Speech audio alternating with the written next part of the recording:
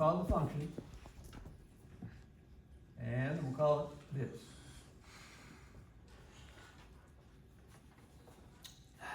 I like to know what sine x as a function looks like when I sketch it. Now I know if I were a student, I'd say, Professor, like this, I know. Like I said, I know what the definition is. I know the definition. You know the definition. The definition is this. If you're on the unit circle. Now though, we want to see what the sketch looks like. Now guys, I'm going to go to the unit circle first and make a quick observation. Let me sketch this and make it reasonable. And show you what I plan to do, show the sketch of that sine function. See, that's a rough sketch here. Now, if I do that, with your help, move this over a little. Better here. Now, we know at this point, this is 0, 1, 0. I'm doing it in radians. This is pi over 2, ordered pair, 0, 1. We all know that. This is pi, ordered pair, -1, 0. This is 3 pi over 2, ordered pair, 0, -1. Do we agree with that, guys? Now, that's my unit circle. Rough sketch. Now I'd like to take that unit circle and, with your help, move it onto a grid.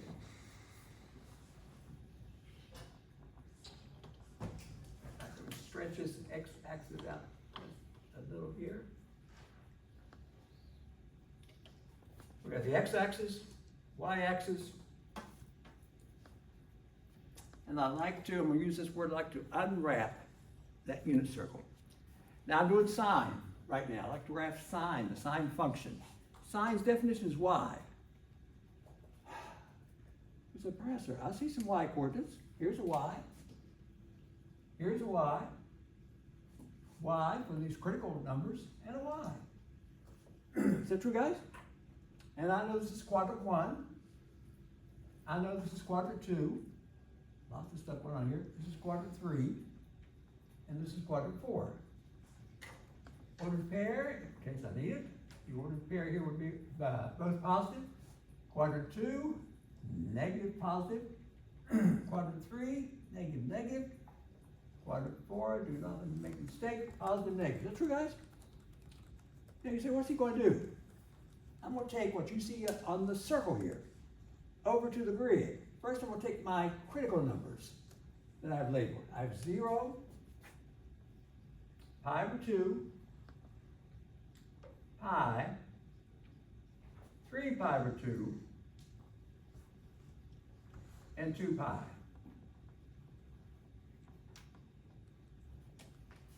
Just took those, placed them on the x-axis on the grid. Now, I'm doing my definition y. I'm looking at the y coordinates. I got a y coordinate here. Where am I? Right here. 0, 1, 0, -1. Is that true, guys? Now watch what I'm going to do here. I'm going to start at the beginning. What's my y coordinates value at the very beginning? 0. Is that the sine of that angle there? So I'm going to start at 0. Put this in red. When I move to pi over 2, which is up here, I'm just looking at the y, that's the definition for sine. The y up there is 1. So could I place that at this point, mark 1, could I place that here? Yes or no? At pi, I'm doing sine, which is y, the y coordinate is 0. So at pi, I'm back at 0. 3 pi over 2 is down here. I'm looking at the y coordinate, sine. Sine is -1. I need to drop down to a -1. I'll mark that, and have that here. Finally, 2 pi, 1 complete revolution, I'm back to here, right back to 0 for the y coordinates. Beautiful. Those just came from my critical numbers. Is that true, guys? Now, you said, Professor, where's the graph? I see how you applied those points from the unit circle.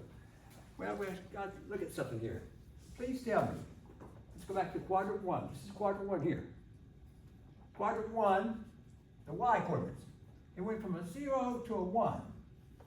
Is that an increase or a decrease? Is that an increase to go from 0 to 1? So that says to connect this to this, I must, and by the way, these are arcs from the circle, I must connect to show it's increasing, something like that. Not a straight line. It's from the circle. And the circle has arcs. So I made it sort of bend. Now from pi over 2 to pi, this is quadrant 2. So I'm going from, for the y coordinates, I'm going from a 1 to a 0. Is that an increase or a decrease? Decrease. That says now pick up where you left off here at 1 and drop down to 0. Yes or no? Next, I'm going from pi to 3 pi over 2. That's from here to here. That's in quadrant 3. I'm going from 0 to -1. To go from 0 to -1, I'm at 0 already. Should I drop further down to -1 and maybe make it look something like that? And then finally, quadrant 4, I'm over here, I'm going from -1 to 0 for the y coordinates. So I'm at -1 to go back up to 0, which is an increase, and looks like that. Now, what you have is what they call one cycle of the graph that represents the sine function. That's the way it looks. That's where it came from. And I have one cycle. Now, please tell me, you saw me do some problems before the break. Could I make one complete revolution? Could I make another revolution? Yeah. So that means this cycle might do what? It might repeat. I could do another revolution. In other words, it might do this. It may go back up, come back down, drop down, and come back up. There could be another cycle there. Is that true? Ignacio, could I draw another cycle? You could. Of course it could. So it goes on and on forever. Now, on the other side, do you think I could, if I wish, could I pick up here and draw cycles on the other side? No. Now, if I go on the other side, we're talking about these angles. And throw a few in here just to get started. And this. And this. And this.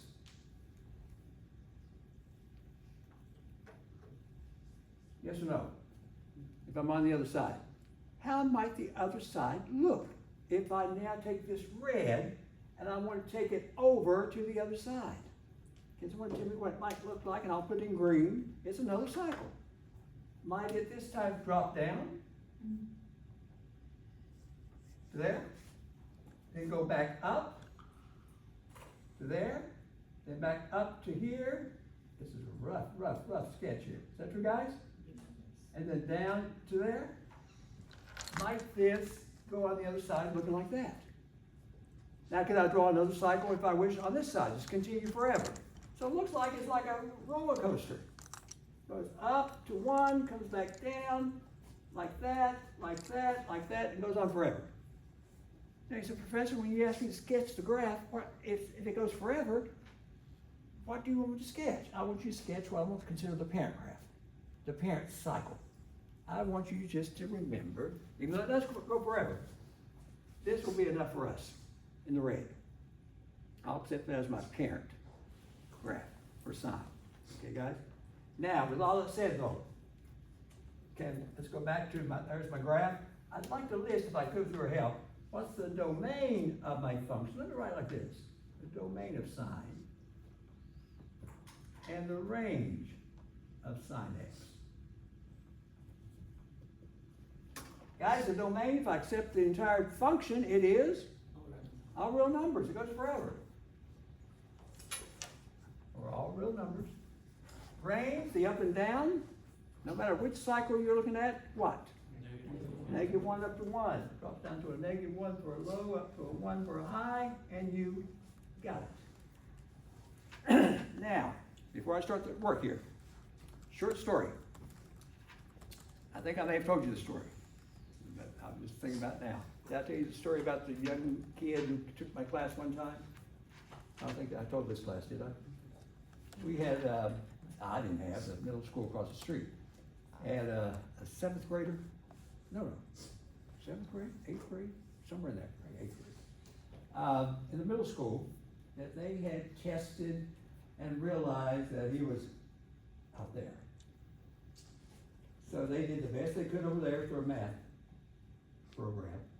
And they gave him extra credit. And you know, when you start giving, just because someone shows they have some success, I don't think they want extra credit. That's just, no, they want extra challenging problems, maybe. But he was one of those, 7th grade. So the teachers had done all they could with him over there, across the street. And they challenged him the best they could. And they said, oh, we're going to send him over here, SMC. Just walk across the street. And I was very fortunate because I taught the class at that time at 5 o'clock, just like your class. And they dismissed around 4:15, something like that. So it was perfect. He just had to walk across the street and come to my class. So I was a fortunate professor about it. So I was taking roll the first day, calling names, as I did with you guys. And I called his name and welcome to the class. And I thought maybe he had made a mistake. I didn't know him at the time. I thought maybe he was looking for the middle school. I didn't want to say anything though. I thought, oh, don't say anything, Randy. Okay, I didn't want to say anything. And so I checked, and sure enough, his name's on my roster. And he comes back and sits, takes a seat. Very quiet kid. Didn't hear a word from him. Just sat there. So I thought, wow, you know how I finally get to know you guys. So I tried to get to know him, but he was a little distant. But I finally, we talked a little bit.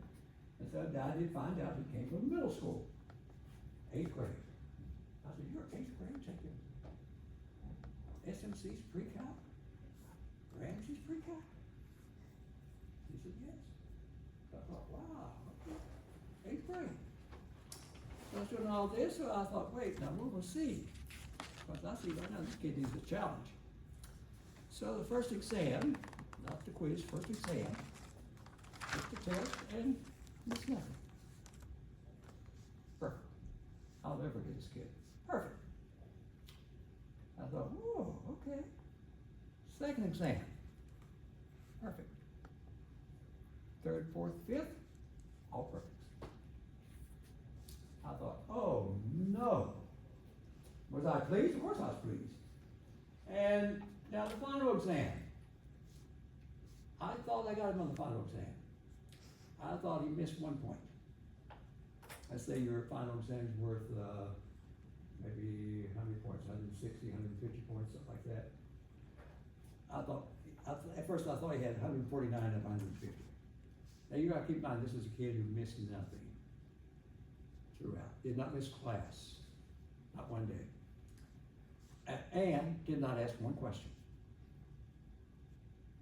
Not one question. And that 4 o'clock session I had those back then too. Did not attend. Did not attend. Did not ask one question.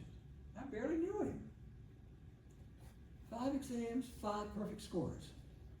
Final exam, I sat down and started scoring, and I said, oh, he missed this one. He got 149 out of 150. That's the first point off for this kid. And then I graded the rest of my papers, and I thought, I'm gonna go back to his papers. You know, if he misses one, maybe it's me. Maybe I made a mistake. So the problem was, this is what brought back to memory for me. The problem was, I asked on the final exam to sketch 1 cycle of a graph like this. I didn't say which cycle.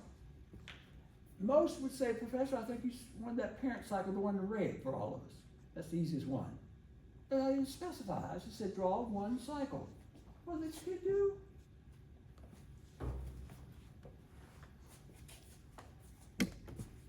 down here, let's say the 15th cycle. I thought, what? I thought, whoa, I gotta go back and read it. It says sketch a cycle. Randy, you didn't say sketch the parent graph or something like that, just sketch a cycle. He sketched a cycle. And he had the 15th cycle labeled with the appropriate numbers down here. So I had to go back and correct it. So he got the perfect score on the final exam. I don't know where that kid is these days. I would love to know where he is. I have not heard from him. He's just out there. Did not ask one question, did not attend one after class session or before class session, did not. And just one perfect score after another, even on the final exam. Now, can I get that from you guys? On the final exam especially. I've got some students who can do it in this class on the final exam. But I gotta be careful how I word things. When I say sketch a cycle, Ignacio, like that kid, he may say, Professor, it's down here, and he has it labeled for me. I can't count that wrong. But I think now most of us, if I say sketch a sign, something involving sign, most of us will say, Professor, I'm gonna draw my one cycle to work with right there in the red. I will call that my parent graph. Okay? So guys, just try to accept this. Don't drive me crazy and put one down here at the 15th cycle. And he just took it as nothing, just turned his paper in, never, you know, like I usually ask you guys, how'd you do? He just turned his paper and walked out. I wonder where that kid is. I wonder if that's Elon Musk. Who knows? Where is he? I don't know these days. Okay, guys, so we're going to set that as in the red as your parent graph for a sign. Now, the domain's open for all cycles, range, -1 up to a +1 definitely. Now, your textbook does give a few more vocabulary words for these graphs. They also may mention, they might ask you to name this. What is the amplitude of your graph? Now, when they ask you that, they're asking what was the highest point from the axis, in my case, the x-axis, did my graph go? How high up did it go? And I'll accept that as the word amplitude. They will also, for vocabulary, and I think I have all the vocabulary list here to pass out, they ask for something called the period of the graph, since there are so many cycles here. They'll say, at what point might, after the red, might I pick up and draw another cycle? What's easily seen here, since I've drawn the red for you with that roller coaster type wave, was it at 2 pi that I could pick up and draw another cycle? And I'm assuming down here was what, 4 pi probably, right? And then draw another cycle. So what's the one for the parent graph? 2 pi is where it all starts repeating. I'll use P there for period. So the period of this graph, of the sine function, is 2 pi. So amplitude, period, domain, range, and that's the way the graph looks. Now though, here's the issue. Professor, I see what you did. I see what the sine graph looks, and more than likely some students have seen it before they saw me in class here. But here we go. Part B. I'd like to now sketch, with your help, this. Let's call it y is equal to this.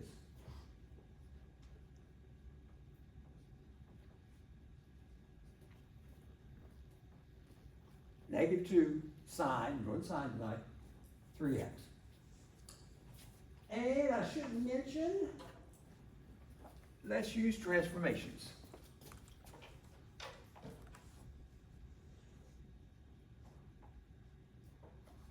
This is us getting close to closing down chapter 5. Now, I'm going to be patient, but someone's going to really watch. Can anyone remind me, in terms of transformations, what did this mean, I've written in red, to do on the graph? Reflected through the x-axis.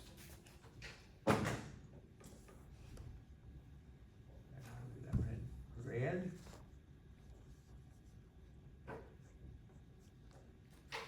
Now I gotta be careful. What did the 2 indicate? Thank you. It's a vertical, not shift, but vertical stretch by a factor of 2. A vertical stretch. Next, let's see if I can do it. I'll just do it in blue. Now, this one I gotta be careful. I hope you guys recall what it meant back then. What does that 3x indicates happening for the last transformation? A horizontal shrink by a factor of 1 over 3. A horizontal shrink by a factor of 1 over 3.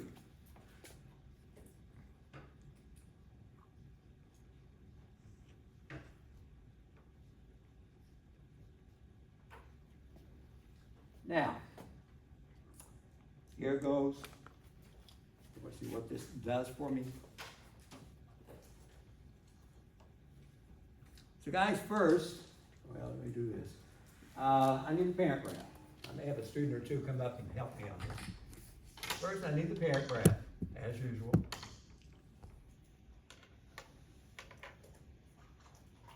Let me make this have enough room to work in it.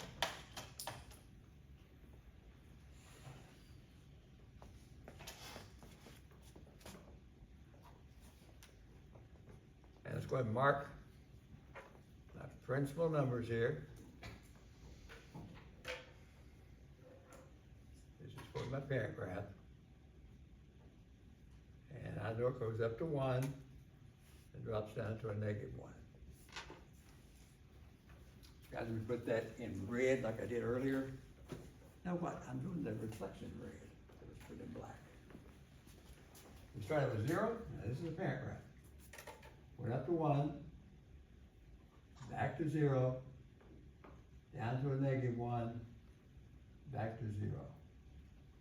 And we have just a rough sketch, something like that. There's my parent graph. Just a rough sketch. Now that said, now I'd like to, I'll do some of this, and like I said, I may get a volunteer or two. I'd like to reflect that graph through the x-axis. I'm going to do that in red. If I take that parent graph, which represents sine function, and reflect it, guys, this point stays right where it is, if you guys agree. This point goes to a -1. This point stays right where it is. This point goes up to a 1. And this point stays right where it is. Connected. Do not let me make a mistake.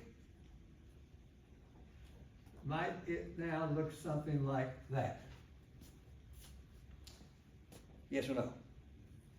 So we label this. On the side here, this represents y is equal to negative sine x. That true?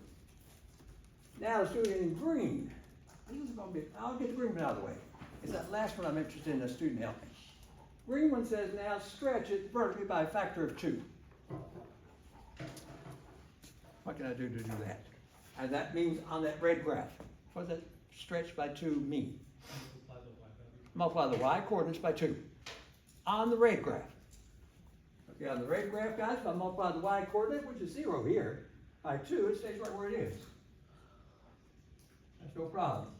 If I now take my -1, which is coming up next, and multiply the y coordinate, -1 by 2, that moves down to, it's stretching here, down to -2. This is in green. Next point stays right where it is. At 3 pi over 2, I'm up here on the red graph at what, 1? If I stretch that by 2, multiply by 2, bring it up here for a rough sketch, and bring it up to here and see if you guys agree. It's there. And my last point stays right there. Please tell me, I'm on top of the board here, does it now look something like this after it's stretched by a factor of 2?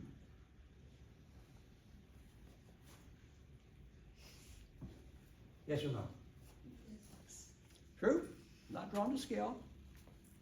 Now, the most important transformation coming up to finish it, to get the graph. I'm supposed to now pick up that green graph, and I think I'm going to do blue. And I'm supposed to do this crazy business on the green graph. Supposed to have a horizontal shrink by a factor of 1/3. Now, whoever comes up is going to be very, very, very careful to show the class the last transformation, which takes me right to the graph I'm after. Can anyone think they are comfortable enough to come up and show me a horizontal shrink by a factor of 1/3 on this green graph?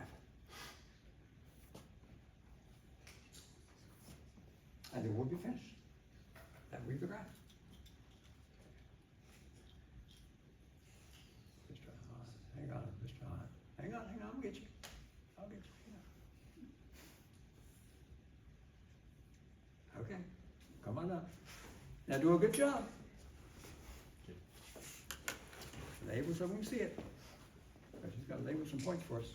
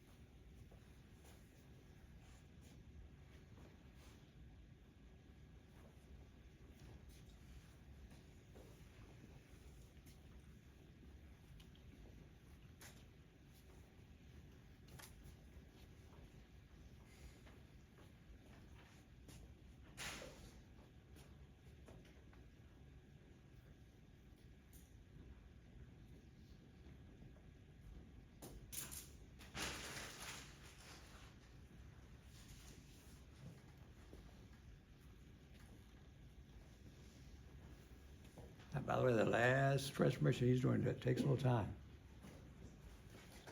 Now, stay right where you are. Got just a few questions for you on the classes here. Guys, to get that transformation, that last transformation done, as he's done it for us, I'm supposed to multiply what by 1/3 to get a horizontal shrink? The x's. Whoa. That we're on the green graph. Step to the side for a second. The guys, was my first x coordinate 0 on the green graph. 1/3 times 0 is going nowhere. So this point right here should be on the blue graph, right? And it is. Now move out to, I think, on the green graph. I don't want to get things mixed up here because it looks crazy here. Was it pi over 2 for me? Was it pi over 2 for the green? You got to take 1/3 of that. Multiply by 1/3, which turns into what? Pi over 6. He says, Professor, you got to go over to pi over 6 and do what? Down here like you were on the green. But now it's taking place at pi over 6. You guys agree? Next point on my green graph, I think, was pi, wasn't it? Which is at what, 0? And 1/3 times 0 is going nowhere, so it stays right where it is. So I guess, I'm trying to find where you are here. That was what, pi over 3. Pi over 3, wasn't it? And you've got pi over 3 right here. That's this point right here. Is that true? My next point on the green, I guess, where is it? It was here, wasn't it? So if you take 1/3 of that point, 3's cancel, it's pi over 2. So whatever this graph was doing here, now it's doing that at pi over 2. And he says, Professor, here's pi over 2. That's what it's doing. Is that true? Finally, 1/3 of 2 pi over 3. And what was my graph doing at 2 pi over 3, my green graph? It was at 0. So it should be now 0 again, but at 2 pi over 3. Thank you. Thank you. So guys, I don't know if you guys sit in the back and see this. Can you see the blue? Okay, where you're seated. Can you see it? It starts right here at 0. Mr. Hahn, don't let me mess up here. Then it goes down I'm gonna label the point down here. You meant this to be what, 5 or 6? I think. -2. And then it went up. This is crazy. I think it went all the way up here. And that was at what? Help me out. Pi over, was that 2? Was it pi over 2? Yes. Or pi over 3? What is that? Over 2. Pi over 2? Gotcha. And that was up at 2. Don't you mess your graph up. Next, I think on the blue graph, help me out, where it is. I got this one done, I got this one 0, 0 here. Where else, guys, am I? The last point. Is it this point here? Yes. Is that true? Was this 2 pi over 3? 2 pi. And was that at 0? Yes. Do I have all of them labeled, I guess? Do I? You're missing one. The pi over 2 is supposed to be the one that's at 0, 0. I mean at pi over 2, 0, right? Where, okay, got this. Which one? Yeah, that's the one you're missing. Right here? That's pi over 3? Or pi over 2? Mr. Hahn, help me out. Pi over 3. Pi over 3 is 0, right? Yeah. Ah, that's what you're saying, right there. Gee. Is that true? Yes. Woo! Guys, I've labeled best I could. At the beginning, I labeled this one, I labeled this one, I labeled this one. I think I have them all labeled now. And that in the blue, and it's all been labeled for you with Mr. Hahn, thank you so much with his help. That's the final graph. That blue graph represents, look at this, isn't that amazing? That represents all this. We did in pieces or transformations to get to it. Now, Mr. Hahn, let me ask you and the class, because I got something else I got to do here. Could I, if I wish, could I pick up with where he left off? And he left off at 2 pi over 3, I think. Could I draw another cycle? Yes. Yeah, it looks like I could with his help here. If I wanted to, could I pick up here and draw another cycle, then another cycle, another cycle? It just continues forever. Each drawing the principal one for us. Is that true? Okay. You guys with me? Now let me list the domain, the range, and so forth. Now, before I do that, I think if you're a clever student and you see this, before I get back to his problem, you see this coming up shortly. Bella, let's say they asked me to do this.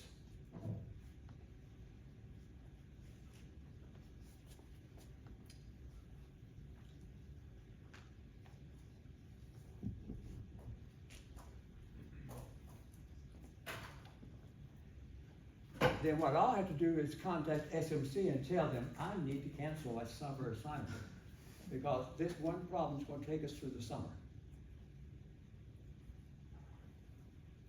If I should ask you to do this through transformations, there has to be another way. That's what this leads to. Mr. Hahn, thank you so much for this one. This one's too bad. Guys, if I were to do it, now I would not dare touch this with transformations. Will it work? It will work. Let's count the number of transformations, the different colors. Reflect through the X.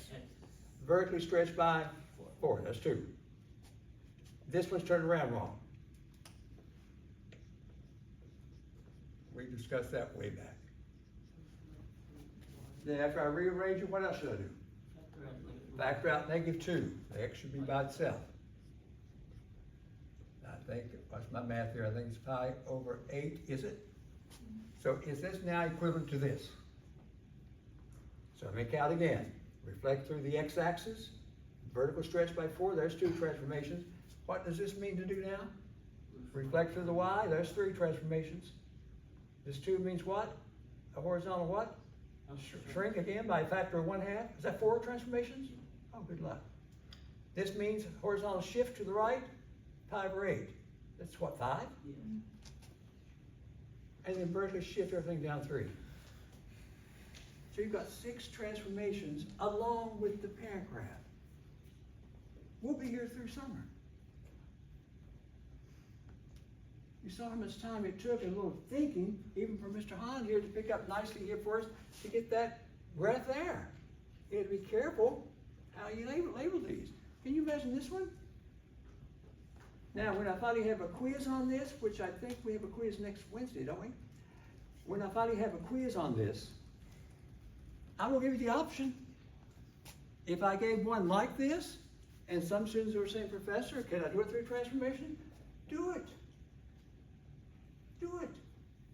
Others may say, do you have another method, Professor, in mind that can take me almost directly to the answer? Yes. Without showing all those transformations. Without going through all those transformations, I have a little method I will show you, which will take you directly to the resulting graph, like Mr. Hahn. I'll show you some way to get that blue graph right there without going through all this. All the transformations. About the transformations are critical in case you need to use them. One of my friends who teaches the calc here, he has his students to do, he loves transformations. Transformations. This thing has what, 6? He probably would make it more. Transformations. I said, how on earth can you, that right there would require so much time. How many problems did you place on the test like that? Oh, 5. 5 of these? 30 minutes? Do a transformation? No way. The guys want to show you a shortcut here. But we agree with this, right here. Is that true? Now, watch my time here because I got a little item to pass out to us here shortly. Guys, with this done, it looks like, oh, by the way, hang on. The blue graph is the final graph. It's the graph. Domain, yes, it's open because I can draw other cycles, all real numbers. The range on his blue graph, the up and down, is from what? -2 up to a +2 looks like for the range on that blue graph. Amplitude, I'll just abbreviate here. That's what was the highest point from the axis. I think the highest he went up to was a 2. That's the amplitude. Now the period, at what point would this repeat if he wanted to draw more cycles? Well, I think he stopped here at, remind me, 2 pi over 3? Could I now pick up a 2 pi over 3 and draw another cycle if I wish? So that period is going to be 2 pi over 3. If I would like to draw another cycle, make things repeat. Okay, guys, I'm watching the clock here. We've done some good work here tonight. And this chapter 5 is closing down. You say, Professor, thank you so much. You show me what the parent graph for sine looks like. How many other trig functions are there? How many more are there? 5 more. Have I shown you the graph of cosine? Have I shown you what tangent looks like? Secant? Cosecant? Cotangent? No. I thought I said chapter 5 was closing down. It is closing down. This is where they close it down. They close it down with all these graphs to work with. I'm looking at my clock here. I had something on a handout I got to show you guys of interest. Darn it. I wanted to do a little bit more. Okay, maybe I'll stop with this. At least you've seen sine. Of course, this is not on the exam Wednesday. No. But when you finally see this, by the time we do have a quiz or an exam on it, we will have covered all other, the other five trig functions. With that said, this is what I've done. I started not to do it, then I thought, no, I want my students to see it. I saw something interesting. And I was talking to a science teacher here who teaches, I think, chemistry. And I asked, how does the math we're teaching, how are you using that in your science course? And they're saying, well, we do use the math in science, of course. You guys have had chemistry, or somebody may be taking chemistry. And so I asked, do you ever discuss, or he asked me, he said, Ramsey, do you ever discuss something called half-life? Have you guys heard of half-life? Yeah. Maybe in a chemistry class, or if you ever take a chemistry class here, they may mention half-life, or you may have seen it back in high school, something about half-life. I said, and it's in your textbook. And sometimes I do and sometimes I don't, but since he mentioned it, I thought, oh, maybe I should mention it. Because if he's teaching chemistry and some of my students may be going to a chemistry class, And he says half-life, and then, you know, I'll feel better, that you, at least you've been exposed to it briefly. I said, no, I don't do half-life. I think half their life is gone by the time the course is done. Do you mean that? He said, no, don't be funny. No, what is half-life? So guys, I did something here. Mr. Park, Susan, I think, let me check, see if I've had, beautiful, I think these are all in order here. I want them to look at one problem, which I think is so appropriate.